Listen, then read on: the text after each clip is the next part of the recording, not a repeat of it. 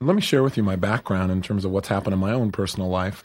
My background is actually very simple. I would start out when I was 17 years old on my own. My mom and I had a different idea about how things were supposed to work. And the next thing I knew, I found myself on the street.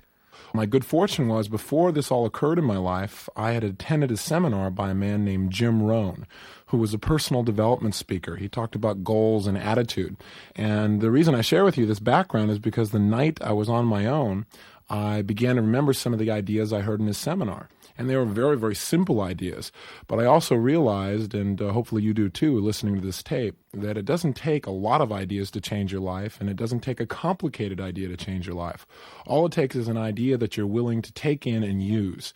And I used two of his ideas, and they were basically, one, that no matter what happens to you in your life, it's not what happens that makes the difference in the quality of your life, but rather what you do with what happens.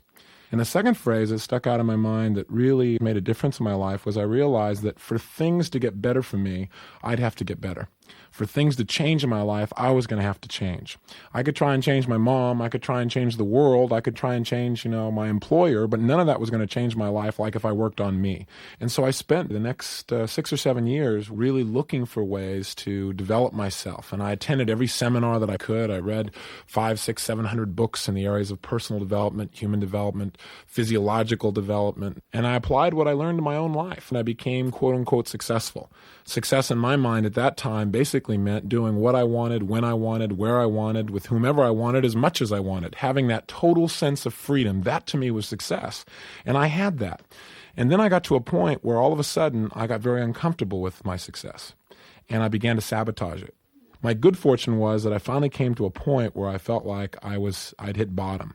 And that's really fortunate because some people never feel like they hit bottom, so they continue to go deeper. My experience was that I thought, hey, this is the worst things can be. I was totally broke. I'd wiped out my company, and I'd wiped out myself emotionally, and I weighed about 38 pounds heavier than I do today.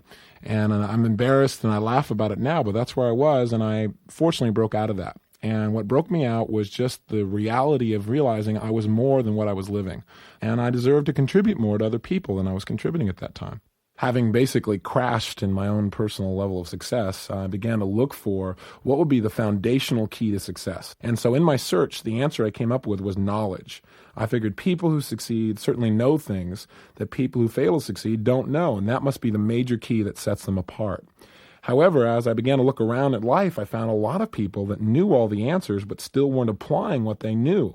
I was one of the people that fell into that category. So I realized knowledge was not enough, and I came up with what I consider to be the one foundational key to all success, and I call that personal power. Personal power.